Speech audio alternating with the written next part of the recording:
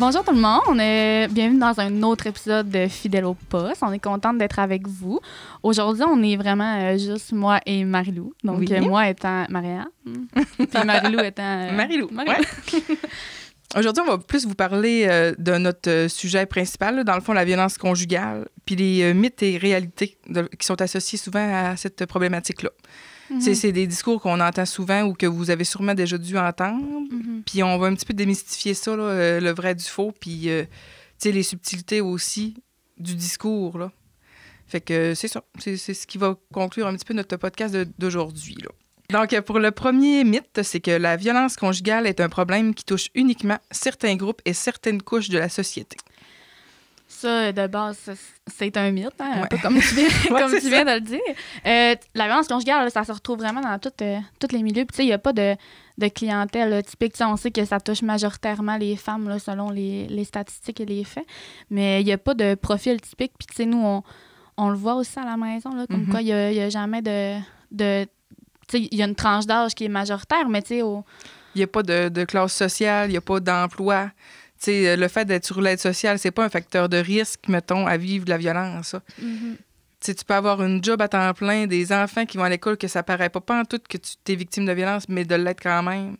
Mm-hmm. C'est juste qu'il y a des facteurs de risque aussi qui sont associés à être victime de violence. Mais le fait de vivre à Dolbeau-Mistassini puis d'avoir un revenu de 30 000 par année, ça fait pas de toi une personne qui est plus à risque, là, tu sais. Mm-hmm. Puis que c'est sûr que tu vis de la violence conjugale, contrairement à quelqu'un qui en gagne 100 000. Oui, c'est ça. Tu sais, la violence conjugale, t'as pas un target dans le dos, là, que, toi, t'es une bonne victime, une bonne proie, là, tu sais, ça s'installe, la violence, fait que t'es pas plus prédestiné qu'une autre à en subir.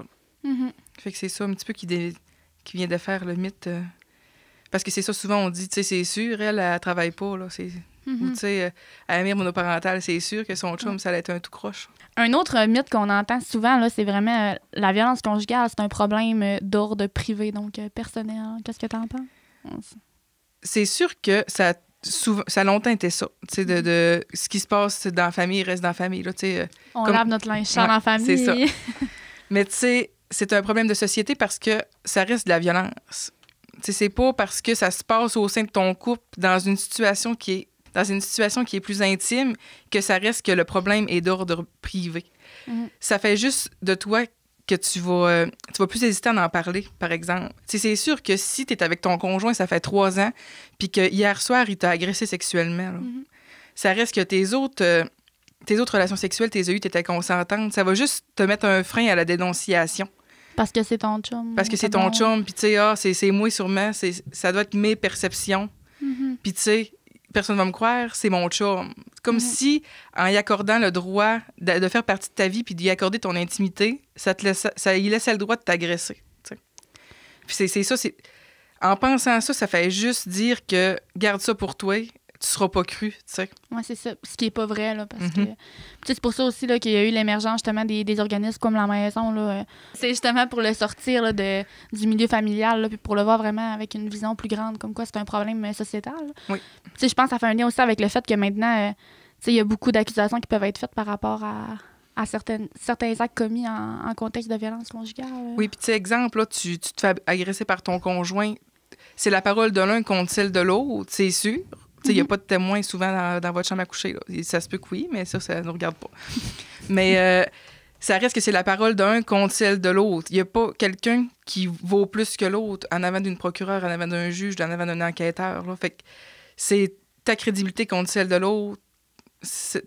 On peut pas dire « Hey, vas-y pas, c'est sûr que ça fera pas. » Ça fait, on a eu des personnes qui ont été accusées d'avoir agressé leur conjointe. Là. Fait que ça reste... C'est quoi que tu veux de ton processus judiciaire, par exemple? C'est quoi que tu veux en ressortir? Il y a des organismes qui ont l'expertise. Puis maintenant aussi, là, au niveau judiciaire, là, on pense aux organismes comme la CAVAC, aux procureurs qui ont aussi des formations au niveau de la violence conjugale. Donc, t'es jamais seul quand tu souhaites la dénoncer. Oui, vraiment. Donc, on parle de violence sexuelle, mais ça peut aussi être une voie de fait ou harcèlement. On a aussi là, des centaines de textos par jour ou... un système de géolocalisation en dessous de ton char, des virements Interac. Ouais.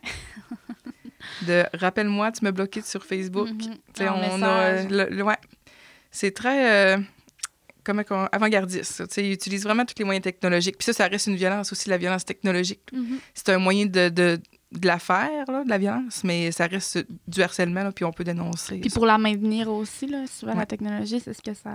Ouais, c'est un peu comme l'intimidation, mettons, à l'école. Tu sais, quand on était jeune, moi, j'avais pas de téléphone cellulaire. Là. Fait que, tu sais, si je me faisais intimider à l'école, j'arrivais chez nous, c'était terminé. Là. C'est sûr qu'elle parle comme ça, elle avait 56 ans. Mais gars! Je viens de Girardville. Mais c'est ça, quand j'arrivais chez nous, j'en vivais plus. Tu sais, j'étais dans un milieu sécuritaire. Mais ça reste que là, t'as un cellulaire. Tu sais, il y a plein de moyens de rentrer en contact avec toi. Tu es toujours disponible. Fait que c'est ça qui rend plus accessible aussi des comportements violents. Il y a bien des avantages, ça, on peut pas oui, l'enlever, absolument. là, mais... Il y a aussi des inconvénients. Puis surtout, quand tu vis de la violence, il y en a beaucoup d'inconvénients à avoir des outils technologiques à la maison. Puis il y a plein d'outils aussi à ce niveau-là là, pour la géolocalisation, pour... Des AirTags, des équivalents, mettons, Android. Ça, c'est facilement cachable. Tu le mets dans sa chaussure, tu t'en rends pas compte tout de suite, mais finalement, ça fait 2 semaines qu'il te suit. Là. OK, qu'on donne pas de trucs ici, par exemple, gang. Je vous jure, on donne pas de trucs. Puis c'est facilement retraçable aussi. Exemple, tu veux porter plainte, je veux dire, c'est géolocalisable. C'est géolocalisable aussi pour un policier. Là. Fait c'est un truc, oui, mais si tu veux l'écouter, c'est vraiment à tes risques et périls. Le prochain mythe ou réalité, c'est l'homicide conjugal est un drame passionnel, un acte de désespoir, un geste d'amour. C'est un acte isolé et désespéré. C'est une forme de violence. Ouais, c'est la pire. Non, mais l'homicide conjugal, c'est pas un drame passionnel parce que la passion te rend pas à commettre un meurtre. T'sais. Ça vient un peu dire que t'aimes tellement que tu tues, mais c'est pas une forme d'amour. Tu sais, le meurtre, là. On sentait que c'était un peu au top là, de la violence, de l'escalade de la violence, c'est pas mal. C'est fatal. Tu peux pas... tu sais, souvent, les personnes qui font ça, c'est si elle n'est pas avec moi, elle sera avec personne. Tu sais, mettons, si la personne, elle sent que sa conjointe veut la quitter, mettons. Tu sais, il y a un point de rupture, là, de j'ai plus d'espoir qu'elle revienne. Tu sais, fait que souvent, elle va dire, c'est ça.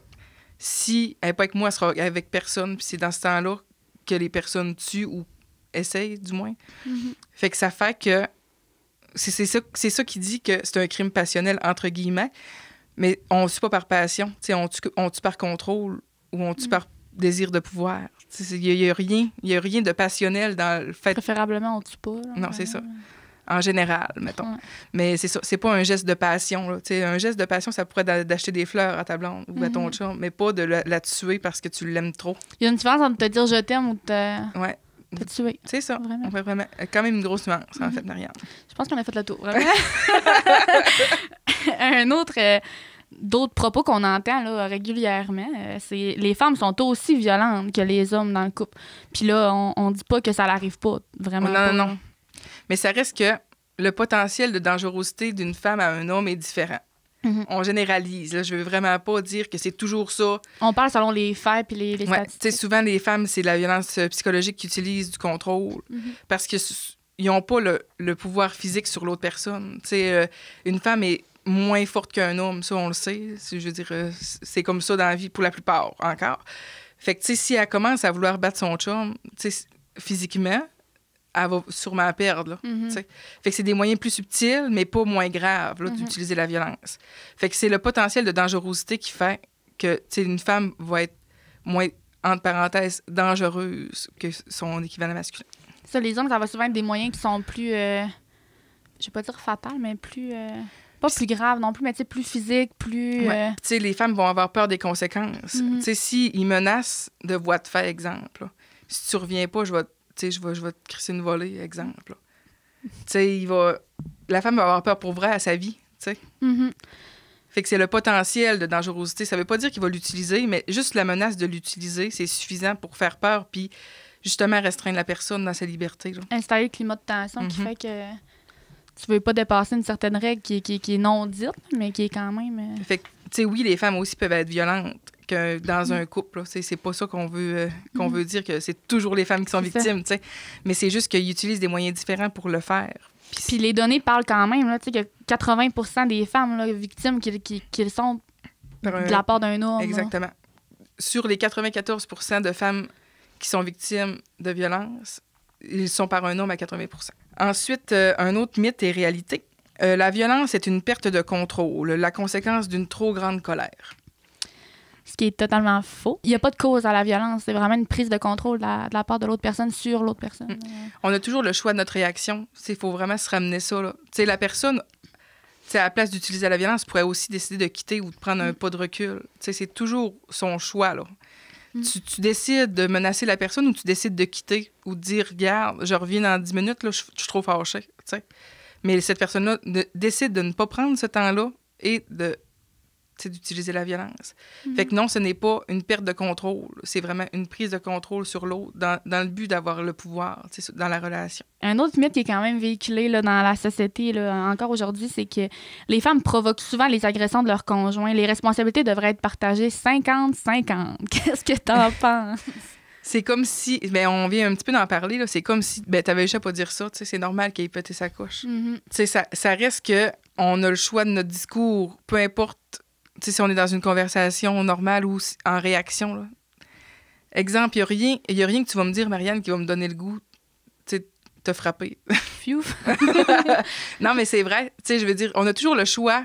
C'est sûr qu'il y en a qui c'est des mots qui vont être blessants, que ça va être de la violence psychologique, mais ça reste que on a toujours le choix final de notre réaction puis de notre discours. Je comprends que ça peut être vu comme de la provocation, mais en même temps, il faut que ça soit aussi un hameçon pour l'autre personne qui la reçoit. Là.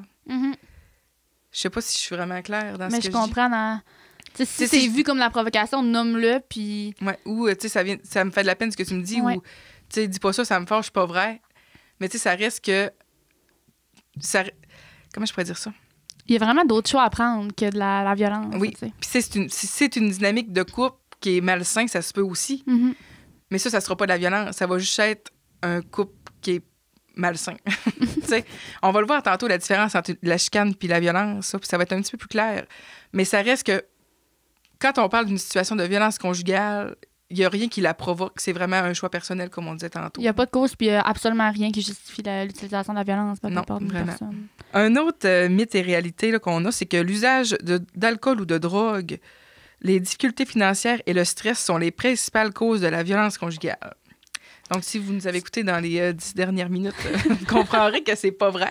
C'est un peu comme on disait là, au début de l'épisode, c'est sûr qu'il y a des facteurs de risque là, qui font que... qui te mettent plus à risque là, vraiment à la violence, puis qui augmentent la vulnérabilité là, d'en être victime.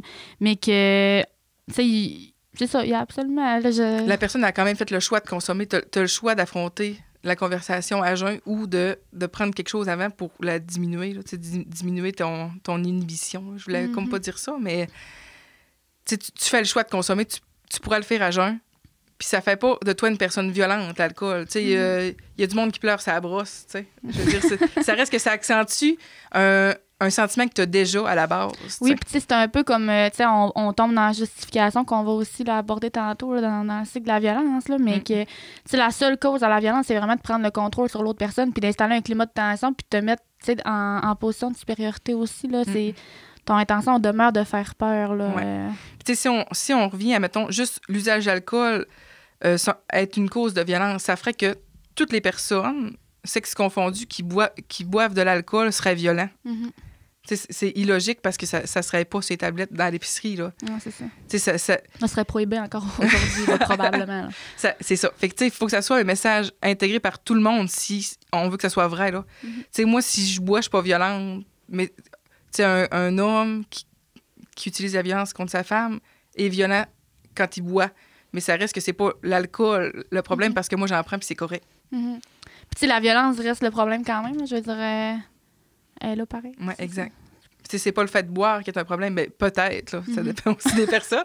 Mais c'est pas ça qui cause la violence. C'est juste, ça raccourcit ta mèche, puis ça, c'est pas encore à la personne victime qui est responsable. C'est du fait que l'autre a bu, puis que t'as dit quelque chose, puis qu'il était chaud, malheureusement, cette fois-là, puis que là, tu as mangé une volée. On peut voir ça là, comme si c'était un élément précipitant. Il y a des organismes aussi pour ça, là, on pense... à toxication. Puis sinon, au CLSC, là, ils peuvent vous référer à un intervenant spécialisé, mettons, en toxico. Là. Il y a le CRD. Fait qu'encore là, il y a des moyens là, pour mettre fin à ce comportement-là. Vraiment. On en a parlé tantôt un petit peu, mais là, on va élaborer. On va dire autre chose qu'il n'y a pas de cause à la violence. On entend souvent là, que la violence conjugale, là, c'est vraiment une chicane de couple. Puis moi, je trouve que ça ramène un peu à ce qu'on disait tantôt, comme quoi que la violence conjugale serait un problème d'ordre privé. Oui, tu sais, qui se règle dans la maison. Là. Fait qu'on va un petit peu démystifier la chicane, mettons, de la violence au sein d'un couple. Puis il y a beaucoup de documentation qu'on va mettre aussi en description. Ou appelez-nous, ça va vraiment nous faire plaisir de discuter avec vous. Mais souvent, dans une chicane, les deux personnes vont être au même pied d'égalité sur une situation. Exemple, moi et Marianne, on s'obstine sur la couleur de son gilet. Là. Moi, je dis qu'il est noir, puis elle a dit qu'il est gris foncé. On va juste pas s'entendre, puis c'est tout. Je veux dire, Puis je vais laisser la place à Marie-Lou de me le nommer que, mais là, moi, Marianne, je le vois noir. Tu comprends? C'est ça. Tandis que si à tout prix, tu veux que l'autre personne pense comme toi, quitte à la descendre ou à l'humilier, ça, c'est de la violence. Là, j'utilise la couleur d'un chandail, c'est vraiment banalisé. On caricature un peu, là. Mais ça peut être ça pour n'importe quoi, là. Exemple, on est allé à l'épicerie jeudi. Non, on est allé mercredi. Non, je sais qu'on est allé jeudi parce que j'ai eu ma paye. On est allé... Ouais, mais je sais qu'on est allé mercredi. Puis là, ça va être la violence, l'escalade, là, qu'on appelle. Ouais, mais Chris, tu sais, les insultes, après ça... Ça va souvent être la même personne aussi, là. Tu sais, c'est que ça va être, tu sais, dans la fréquence puis dans le fait que ça va tout le temps être... Exemple, Marie-Lou, tu sais, qui va tout le temps vouloir dominer sur moi, là. C'est vraiment un exemple. Je vous jure. Là. Ça reste que la relation est inégale, puis c'est toujours les mêmes inégalités, là, comme Marianne vous l'a dit. C'est toujours la même personne qui va chercher à avoir le pouvoir sur l'autre. Fait que une chicane de couple, ça reste qu'on peut tous en avoir, puis même au sein d'une relation de violence, ça peut être une petite chicane, puis c'est correct, mais ça reste, est-ce que tu as la possibilité de donner ton point de vue, puis que ce point de vue-là soit écouté? C'est ça qui... Tu sais, tu peux être fâché pendant 3 jours, c'est pas grave. Mais tu sais, t'as-tu eu l'impression d'avoir vidé le sujet, puis que l'autre personne est en train de cogiter de son bord, puis un moment donné, on va revenir, on va en parler, puis ça va être correct, tu sais. Ou là, tu te sens mal. Là, tu te dis, oh mon Dieu, j'aurais pas dû dire ça, là, il va être fâché. Là, puis que tu restes dans le cycle un peu, là, tu sais, que tu restes dans... Il y a une tension, il y a une peur, il y a... Là, je pile sur des œufs, là, tu sais. Puis tu as toujours l'impression de vouloir t'excuser auprès de ton conjoint. Tu sais, ah, excuse, j'aurais pas dû dire ça. Ah, excuse. Tu sais, si tu dis excuser pendant... 20 fois par jour, c'est peut-être parce que, justement, il y a une relation de contrôle puis une inégalité qui s'est installée dans ton couple. Parce que t'es pas supposé te sentir mal de t'affirmer non plus quand ça reste dans le respect. Puis Exact. Mais c'est ça, si vous avez encore des questionnements ou si jamais vous doutez là, sur votre relation, ou on peut vous aider. Là. On fait le dépistage. 418-276-3965, vraiment. Là. On fait le dépistage là, de votre relation avec vous. Puis, tu sais, si vous sentez un malaise ou quelque chose, là, faites juste nous appeler. On peut se parler. Vous n'êtes même pas obligé de nommer votre nom. Là. Ou si vous voulez parler pour une amie ou... puis même si c'est pour vous puis que vous voulez parler pour une amie... c'est correct aussi. Là, il y a vraiment... Tous les moyens sont bons là, pour avoir de l'intervention. Fait que gênez-vous pas de nous appeler. Puis c'est sûr que ça peut être heurtant aussi d'entendre ça puis de se rendre compte que notre relation n'est pas si rose que ça, là, tu sais. Mais gênez-vous vraiment pas, parlez-en à quelqu'un de confiance... Ou appelez-nous, là, ou au 811. Il y a plein de ressources, là, on va les mettre en descriptif. Un autre mythe et réalité, c'est que les hommes ayant des comportements violents ont des problèmes psychiatriques. On dirait qu'on va se répéter un petit peu, mais la violence, c'est pas une maladie, c'est pas un trouble de santé mentale. Si tu ouvres le manuel de diagnostic, là, le DSM, c'est pas dans les troubles de santé mentale, là, la violence. C'est vraiment un comportement qui est choisi de manière consciente. Puis souvent, là, on va parler du cycle de la violence tantôt, mais c'est souvent utilisé comme une justification. De là, mettons, ah, mais il faut que tu me comprennes, je suis anxieux ou ah, je suis bipolaire. Là, c'est sûr que. Mais il n'y a rien qui explique quand même la violence. Oui, la violence. J'espère vraiment que d'ici la fin de l'épisode, vous allez comprendre qu'il n'y a rien qui justifie la violence. Exactement. Okay? On l'a quasiment tatoué sur le cœur, mais d'autres choses qu'on entend souvent, là, c'est que les femmes qui restent avec un conjoint violent, là, c'est qu'ils doivent sûrement aimer ça, se faire violenter, tu sais, à part pas, voyons. Part. Ou elle s'est retrouvée un chum, il est violent aussi, tu sais. C'est genre, elle aime ça, tu sais. De un, il y a vraiment personne qui aime la violence. Tu sais qu'il y a plusieurs choses qui font là, que les femmes, des fois, ils ont de la difficulté à sortir du milieu. Puis, tu sais, si vous avez aussi l'impression... Tu sais, on dirait qu'on est en train de faire du recrutement, là. Mais tu sais, si vous avez l'impression que vous allez toujours vers les mêmes gars malsains puis que vous êtes toujours dans des relations de violence, là aussi, on peut vous aider. Fait que venez nous voir, appelez-nous, il n'y a pas de problème. Puis non, c'est pas que vous aimez ça, vous faire violenter. Tu sais, il y a des mouvements puis il y a des choses qui justifient ce fait-là. Là. Puis tu sais, il y a des enjeux, là. Je pense qu'on en a parlé, mais tu sais, aujourd'hui aussi, là, la situation financière, ça reste un enjeu quand même à quitter un milieu. Mais c'est ce que nous, on veut éviter, puis c'est pour ça qu'on est là. C'est d'empêcher que ça devienne un obstacle parce que t'es pas supposé, tu sais... Endurer une situation parce que t'as peur de pas arriver, tu sais. Tu sais, ta sécurité est supposée être ta priorité, là. Puis, exactement. Même chose pour la sécurité de tes enfants. Ou, exactement. Puis, tu sais, c'est un peu, là, on a parlé un petit peu tantôt, mais il y a un certain potentiel de danger aussi, là, qui est associé, là, au fait de quitter un conjoint. Avec la perte d'espoir, puis... Puis encore une fois, là, je veux pas que ça n'incite personne à rester parce que j'ai peur, là, parce que c'est pour cette raison-là qu'on est. La peur de la réaction de la personne, à la rupture, là. Par exemple, si tu t'en vas, je me tue. On l'entend souvent, ça. Tu tiens à la personne quand même, même si elle utilise des comportements violents. Fait que c'est sûr que tu veux pas que cette personne-là meure. Non, c'est ça. Fait que tu vas rester avec la personne parce que tu crois ces menaces, parce que tu as sûrement déjà appris que ces menaces, ils réalisent, tu sais. Fait que c'est sûr que tu ne voudras pas quitter par crainte qu'il se suicide, exemple. Mais ça, non plus, c'est pas ta responsabilité, c'est un choix. Puis on peut aussi t'aider à mettre un plan en place là, pour ton départ. Tu n'es pas obligé d'avoir quitté ton conjoint puis de vouloir travailler les conséquences. Là. Tu peux venir pré-départ, puis on travaille avec toi un petit peu un plan de sécurité. C'est pour ça qu'il y a des services externes aussi. Oui, mon travail. Marie-Lou. Puis tu sais, comme tu disais, tu sens la personne, là, la dynamique de violence, c'est rare que ça s'installe jour 1. Quand tu rencontres la personne, souvent, c'est le beau qui ressort. Fait que tu t'attaches à cette personne-là. Là. Si tu avais connu ton conjoint, aujourd'hui, avec les comportements violents qu'il y a actuellement, tu n'aurais jamais sorti avec. Là. Non, c'est ça. Il n'y a personne dans la vie qui aime ça. Là. Puis qui se dit, ce gars-là, c'est l'homme de ma vie quand il utilise la violence tous les jours, puis qui te menace, qui t'harcèle. Si tu avais connu l'homme que tu aimais, à ce moment-là, dans cette photo-là, tu n'aurais jamais sorti avec. Puis, tu sais, la raison pour laquelle aussi que la violence, tu sais, ça reste maintenu dans une dynamique, c'est en raison, tu sais, qu'aussi, là, du fait qu'il y a des beaux moments, là, la lune de miel qu'on appelle, là, qui un espoir de retour, mettons, au jour 1. Tu sais, il a déjà été gentil, il a déjà été beau. Il va changer, il me l'a dit. Parce qu'il est capable, il l'a déjà utilisé, tu sais. Puis on utilise le « il », mais on comprend que ça peut être aussi le « elle ». On y va de manière... C'est quand même 94% des femmes, tu sais, fait qu'on... On genre le message. On n'a pas envie de se faire tirer des roches. Vraiment. Pour un autre mythe, le conjoint violent est agressif dans tous les domaines de sa vie et cherche à dominer toutes les personnes qui l'entourent. Ça, c'est... Tu sais, souvent, on va entendre que mais ses collègues de travail l'aiment tellement, mais il est tellement fin, mais tu sais... Puis, tu sais, on entend...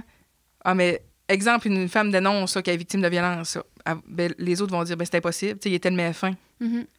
Puis c'est souvent la personne agresseur, c'est ça qu'elle utilise aussi comme moyen pour que la personne ne quitte pas. À perdre des alliés aussi. Exactement. Mais check, il y a personne qui va te croire. Tu sais, ta famille est de mon bord, ma famille est de mon bord. Si tu pars, tu vas te ramasser tout seul. Il y a personne qui va te croire. Check, tout le monde m'aime. Fait que ça reste un moyen utilisé pour garder la personne dans le couple. Là. Oui, puis tu sais, la violence conjugale, souvent, c'est quand même fait, là, c'est violence entre partenaires intimes. C'est fait dans l'intimité, puis c'est rarement fait là, dans un souper autour de la table où il y a quand même des signes qu'on peut apercevoir, mais ça reste que le gros de la violence se fait pas voir autour des gens. Là. Puis si c'est accepté de la part de la famille ou de la part d'amis, c'est ça qui est pas normal. Fait qu'il faut vraiment se ramener à ça. Là, puis s'informer aussi des signes là, de violence conjugale, puis... c'est pour ça qu'on a aussi un programme là, de milieu de travail à Lille, avec le regroupement, comme on peut aller donner des formations dans les milieux de travail là, pour justement informer de tous les signes, des conséquences que ça peut avoir pour qu'un employeur et ses employés soient outillés là, s'il y avait une dénonciation de violence conjugale. C'est exemple, il y a une employée que son chum vient tout le temps la chercher puis la reporter. Il portait des fleurs sur leur dîner. À l'appel, exemple, une collègue, « es-tu là aujourd'hui? C'est juste... Ça a de l'air bienveillant, là, vu de l'extérieur. Là. Il vient la porter tous les matins. Mais tu sais, ça peut être une forme de contrôle aussi. Il faut toujours voir l'envers de la médaille. Tu sais, peut-être que lui, il veut pas qu'elle prenne son char au cas où qu'elle parte de sa job puis qu'elle aille voir un autre gars, exemple. Tu sais, c'est toujours... Faut demander aussi à la personne de ne pas avoir peur de demander, tu sais, il est venu te porter un matin, ton char est brisé. Tu sais, de poser des questions, de faire un petit peu sa nouille, là. Puis à la limite, ça va être oui, mon char est brisé. C'est tant mieux, mais au moins, tu vas avoir posé la question, puis tu vas avoir senti que tu as été utile, puis qu'au moins, tu auras posé la question. Puis ça peut, là, justement, là, faciliter là, la personne à faire un dévoilement, là, si elle en a envie. Puis tu sais, si le conjoint il appelle 40 fois sur ton chiffre de travail, puis tu sais, ça répond, tu sais, elle se dépêche de répondre, là, c'est... OK, elle se dépêche de répondre, c'est correct, mais si elle répond pas, c'est quoi qui arrive? Tu sais, elle connaît peut-être les conséquences de sa non-réponse au téléphone. Oui, c'est ça. Fait que, tu sais, c'est toutes des petites choses qui sont vraiment subtiles qu'on peut aussi apprendre là, avec le milieu de travail allié auprès de votre employeur, là, si jamais vous êtes intéressé. Puis, tu sais, la manipulation, ça reste quand même là, l'outil numéro 1 là, des agresseurs là, pour maintenir la dynamique. Là. Donc, exactement. D'autres choses qu'on entend là, régulièrement, c'est que les enfants sont rarement présents là, lors des épisodes de violence conjugale. Là. Puis, tu sais, on parle souvent là, des conséquences là, auprès de la victime, là, mais il y a aussi, tu sais, les enfants qui sont exposés, c'est pas pour rien que c'est devenu un motif de compromission aux yeux de la protection de la jeunesse, dans le fond, là. Puis, encore, on dirait que je plug nos services aujourd'hui. Je suis en train de vendre la salade. Non. On aime ce qu'on fait, OK? Ouais, c'est ça. Mais tu sais, c'est pour ça qu'en maison d'hébergement aussi, on a des services jeunesse là, pour travailler autant le lien mère-enfant que pour travailler les conséquences de la violence conjugale. C'est ça, le motif de compromission, c'est l'exposition à la violence conjugale. Ouais. Exemple... de manière directe ou indirecte aussi. Exactement. Par exemple, il y a une situation de violence conjugale qui survient, ton enfant, il dort, mais la police doit venir, mettons, pour vous séparer, là. Si la police sait qu'il y a un enfant dans la maison, elle peut signaler. Tu sais que l'enfant... Elle doit signaler. Oui, elle doit signaler là, qu'il y avait un enfant présent dans la maison au moment où il y a eu l'événement de violence. Fait que c'est parce que c'est connu, mettons, qu'il y a des conséquences sur les enfants quand ils sont exposés à un climat de tension. C'est pas juste de voir sa mère être violentée. C'est vraiment le climat de tension que ça peut apporter. C'est suffisant pour avoir des conséquences chez un enfant. Là. Je suis vraiment en train de faire un travail universitaire sur ça actuellement. Puis là, je vois comme toutes mes infos. Puis tu sais, il y a beaucoup de conséquences aussi sur une maman qui est victime de violence conjugale là, au niveau du stress, des émotions, peu importe. Donc, ça aussi, ça peut nuire au lien là, affectif mère-enfant. Puis... Ouais, on vous spoilera pas l'épisode avec Julie, mais... Ouais, c'est ça, finalement. Mais on essaye de vous tenir accrochés, là, vous comprenez? C'est un ça, autre mythe qu'on a, c'est que la violence se termine quand la femme met fin à la relation. La séparation est la solution au problème. T'sais, on en voit encore en maison d'hébergement là, des situations de violence qui continuent, puis souvent, ça continue là, même après la séparation. Là. Puis ça peut être une relation saine aussi que... Lors de la rupture, il y a tellement une grosse perte d'espoir que là, la violence embarque. Elle a tellement de perte d'espoir, puis elle essaye tout ce qui est en son pouvoir pour te revoir. Fait que, tu sais, c'est là qu'elle peut utiliser « Ouais, mais j'ai des photos de toi. Tu sais, attends pas que je les diffuse. Tu sais, je pourrais le faire. » Fait qu'elle revient. Elle va utiliser vraiment comme toutes les cordes à son arc là, pour essayer de te revoir. Fait que ça peut vraiment être une relation saine le temps que vous êtes ensemble puis que la violence débute lors de la fin de la relation. Ou, tu sais, elle s'accentue aussi. Là. Donc, il faut vraiment rester à l'affût de ça.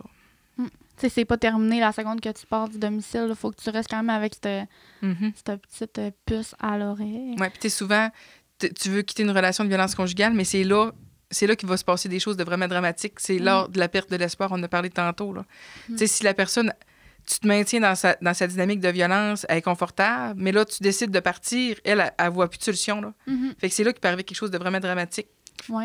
De là, l'importance de te mettre dans un milieu sécuritaire là, quand tu quittes le domicile, tu sais, de mettre un scénario de protection en place, puis on peut vous aider. Ou souvent, on est là pour ça. Puis vous pouvez aller sur les sites Internet, il y a plein de documentation là-dessus. Mais c'est de planifier le départ quand on quitte une situation de violence conjugale. C'est vraiment important parce qu'on se met vraiment à risque en quittant une relation sur le fly, entre parenthèses.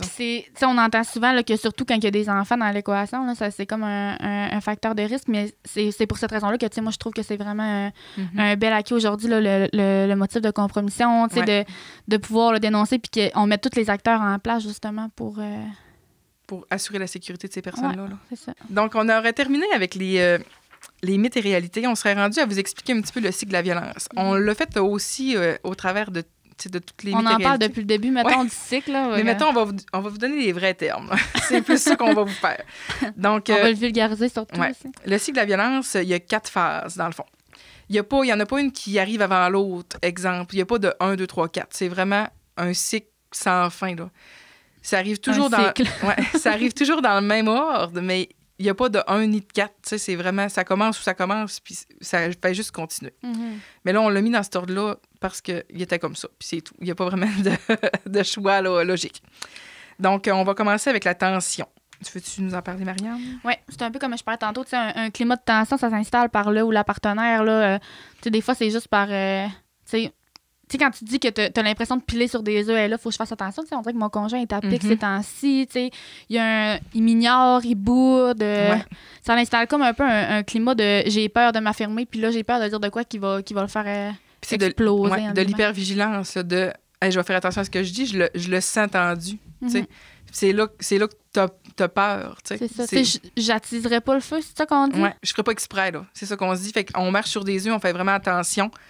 Mais c'est ça. Fait que ça, c'est le climat de tension. Puis c'est ça qui apporte, là, comme tu disais, la vigilance. Puis le fait que souvent, là, la personne va se centrer sur le besoin de son partenaire. Là, c'est parce qu'il y a tellement eu une grosse journée au travail, c'est correct. Puis de le justifier par, ben là, c'est normal. Il y a une mauvaise humeur, mais c'est normal. Mais ça l'est pas.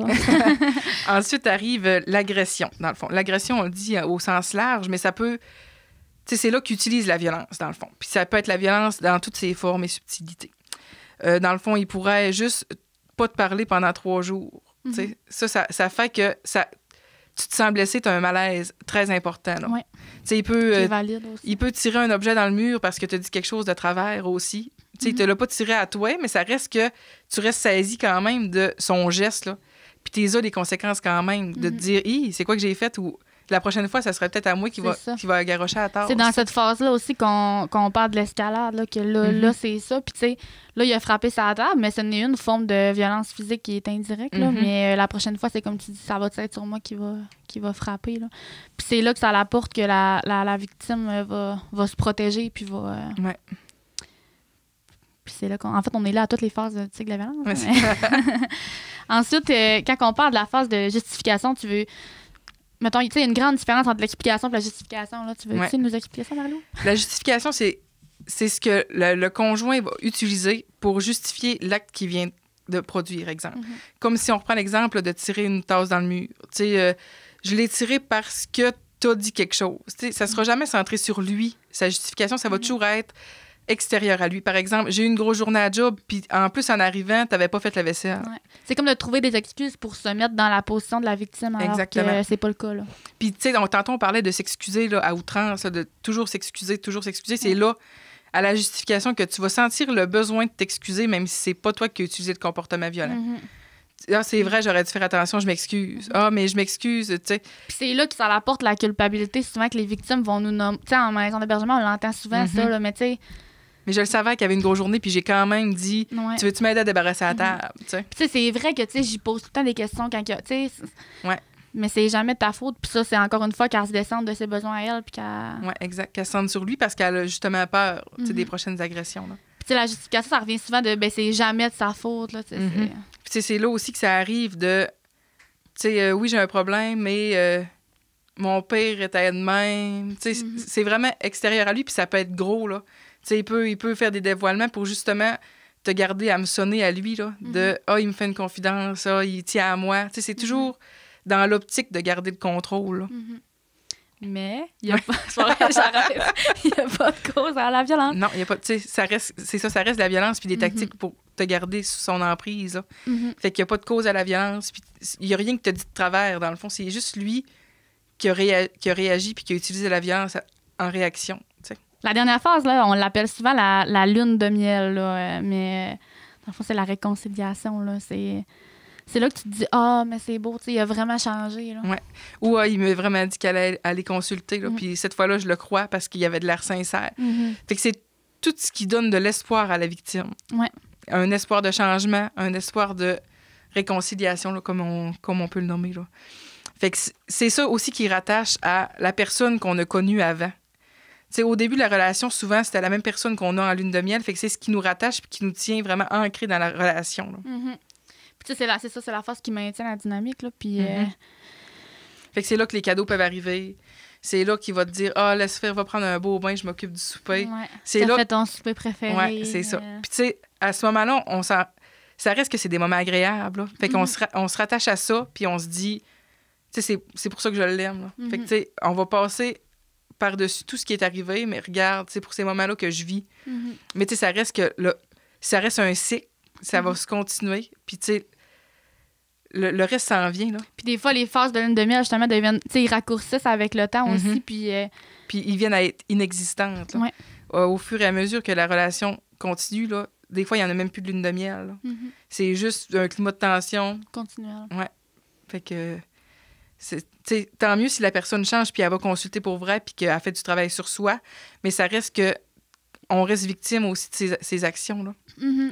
Fait que si tu t'identifies dans ce cycle-là aussi, ou bien comme on disait tantôt, tu as l'impression que quelqu'un pourrait être dans ce cycle-là, qui te demande des signes de ben n'hésite pas, on est là, puis il y a d'autres ressources aussi pour ça. Là. Puis même, tu sais, nous, on dessert pas les hommes, mais ça reste que la Maison pour hommes Optimum, là, ont des services pour les hommes, la trajectoire, que ça s'appelle. Fait qu'ils peuvent, il y a un groupe qui s'appelle Trajectoire, puis pour les hommes qui sont victimes de violence conjugale, là, vous pouvez aller consulter, puis ils sont très bons, là. Fait que n'hésitez pas, on va mettre aussi le lien en descriptif. Ouais. Puis comme dernier thème à aborder, là, on voulait vous parler du contrôle coercitif. C'est que ça mange en hiver, ça, mettons. On en entend de plus en plus parler, hein, mais c'est récent. C'est toutes des stratégies qui sont prises là, par l'agresseur pour vraiment brimer la liberté de la victime. Là. C'est différentes stratégies comme... là, on parle de violence psychologique, d'abus par les technologies, admettons le harcèlement par message texte. Ce qu'on dit, là, c'est que la femme est comme en otage dans sa relation. C'est pas des règles qui sont nécessairement dites. Explicites, oui. Mais c'est des choses qu'on a appris. Par exemple, ça va être vraiment plus facile avec un exemple. Là. Exemple, tu sors avec tes amis un soir. Tu sais, ton chum, il te dit, c'est beau, vas-y, amuse-toi, puis il n'y a pas de problème. Tu reviens, il est 1 heure. Là, tu reviens, il est assis dans le salon, puis il te regarde pas quand tu rentres. Ouais, là, tu te dis, OK. Là, tu dis, salut, ça va? Il dit, ouais, tu rentres tard. Je pensais pas que tu allais rentrer aussi tard. Je pensais qu'on allait passer du temps ensemble. Tu dis, ouais, mais je t'avais dit que j'allais aller voir mes amis. Ouais, mais moi, c'est parce que, moi, j'aime ça m'endormir avec toi. Quand tu rentres tard de même, je t'attends, nanana. Fait que là, c'est correct. Il a jamais chialé, il t'a jamais dit, rentre plus tôt. Mais la prochaine fois... C'est ça. Mais la prochaine fois que tu es avec tes amis, puis que là, tu vois l'heure, puis il est rendu 10h30, tu dis, ah, c'est vrai, si je veux arriver à temps pour que mon chum se couche, je suis mieux de partir tout de suite. C'est toutes des privations de liberté qui sont implicites, mettons, qui t'a jamais nommé une règle claire, là. Mais ça fait que tu l'as compris, tu l'as appris, puis ça fait qu'à longue, là, là, on parle d'une sortie entre amis, mais ça peut être tout. Lui, il aime pas ça, là, que tu fasses une soupe aux légumes. La fois que t'en as fait, là, il n'a pas mangé. Fait que la fois d'après, t'en feras plus. C'est toutes des... C'est des règles souvent là, qui changent, puis c'est des règles des fois que tu apprends juste quand ils sont outrepassés. Là. Tu le savais pas, il y a tout le temps, c'est comme tu dis, il y a tout le temps aimé ta spag, mais là, aujourd'hui, t'en as fait une, puis elle est pas bonne. Je remets plus ça dedans. OK, là, tu le feras plus, mais finalement, t'en feras plus, tu vas toujours l'acheter, ou tu vas, c'est toutes des choses, c'est du contrôle, mais vraiment subtil, qui fait que tu te dénatures, là. Oui, puis la victime va devenir vigilante aussi. Elle va comme développer un peu des stratégies de petite protection. C'est beaucoup de manipulation, là. C'est un peu ce qui fait que... La personne, elle sait jamais à quoi s'attendre. Tu sais, à toutes les fois que tu es sorti avec tes amis, il était correct, mais cette fois-là, il veut plus. OK. Fait que là, la prochaine fois, t'es rentré à 10h, il va dire « Ah, mais t'es rentré tôt, t'aurais pu sortir plus tard. Fait que là, tu te dis « OK, mais tu sais, la dernière fois, tu me dis ça. C'est tout pour te remettre en doute puis te dire « Ben voyons, c'est quoi que j'ai pas compris, là? » c'est ça. Moi, j'ai rien fait, là. C'est vraiment... ça. Puis là, si tu rentres encore plus tard, il va dire « Ouais, mais tu sais, la dernière fois, t'es arrivé à 10h, puis c'était bien correct, là. Pourquoi t'es sorti aussi tard? » Mais tu sais, il t'aura jamais demandé « Rentre à 10h. » Fait que, tu sais, si tes amis te posent la question, tu sais, ton chum, il te donne-tu un couvre-feu ou... Ben non. Mais non, c'est ça. C'est vrai, il t'a jamais dit « Rentre à 10h. » Mais tu l'as appris par ses commentaires, par ses... Parce que t'es rentré à 11h une fois, puis t'as boudé, puis c'est ça, exact. Puis tu sais, là, on parle de sortie, mais ça peut vraiment être tout, là. J'ai pas... T'as-tu d'autres exemples, toi? Mais la surveillance, souvent, c'est une tactique qui est utilisée dans le contrôle coercitif aussi. Là. C'est un peu comme on parlait tantôt d'aller te porter au travail ou de venir sur l'heure du midi te voir pour te... Mais tu sais... Oui, puis à un moment donné, tu veux prendre ton char, mais pourquoi? Pourquoi tu veux prendre ton char? Ça te fait pas plaisir quand je vais te porter?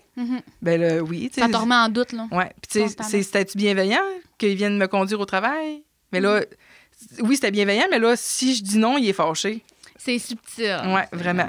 Fait que, tu sais, c'est toutes des choses qui te remettent en doute, puis qui te dit, tu sais, t'as-tu vraiment la liberté de donner ton choix puis ta décision, mettons? Tu peux te dire un matin, je vais en char, puis t'auras pas de, ouais, mais pourquoi? Tu sais, t'as pas besoin d'avoir tout un petit commentaire en arrière, de justifier tes actes. Tu peux être libre de tes mouvements, libre de tes gestes, de tes actions. De tes là. choix, ouais. Fait que, tu sais, c'est un petit peu ce qui englobe le contrôle coercitif, mais c'est vraiment subtil. Oui. Puis c'est ce qui fait que c'est dur aussi à prouver. Mais heureusement, il y a vraiment du beau travail qui est fait là, au niveau du regroupement des maisons d'aide et d'hébergement pour femmes et enfants victimes de violences conjugales. pour criminaliser ça, il y a certains pays là, que c'est criminalisé. C'est sûr que c'est dur à prouver, là, mais c'est des pas dans la bonne direction. Fait qu'il faut vraiment se rattacher à ça. Ben, je pense que ça fait quand même le tour là, un peu, là, puis on espère... là, pas vous avoir perdu aussi, parce que c'était beaucoup théorique, puis on aime vraiment ce sujet-là. Je sais pas si ça paraît. On a-tu l'air passionné, là? C'est-tu notre job? Mais j'espère qu'on a réussi au moins à déconstruire certains mythes là, que vous avez peut-être déjà entendus ou sans les avoir nommés, des fois on les entend puis on se pose la question, mais j'espère qu'on va avoir réussi à... Puis des fois, on en partage aussi sur notre page Facebook, là, certains mythes, certains... croyances, faussées. Puis si jamais là, vous êtes reconnu, votre dynamique de couple là, dans ce qu'on a dit, n'hésitez pas à aller chercher de l'aide, là, que ce soit nous ou n'importe quelle autre source là, qui vienne en aide aux situations de violence conjugale, que vous soyez un homme ou une femme ou n'importe quoi. Là. Gênez-vous pas. Vous pouvez vraiment demander de l'aide. Puis on est là pour ça. Là. Puis on a tout vu ou presque. Fait que... Il n'y a vraiment rien de gênant, là. Bien, on vous remercie vraiment beaucoup d'être encore là à nous écouter. C'est comme on disait, c'est des sujets qui nous passionnent, donc on aime ça, pouvoir le partager avec vous. Donc, merci beaucoup. Merci d'avoir écouté le podcast Fidèle au poste aujourd'hui, puis on se revoit pour un prochain épisode. Bye.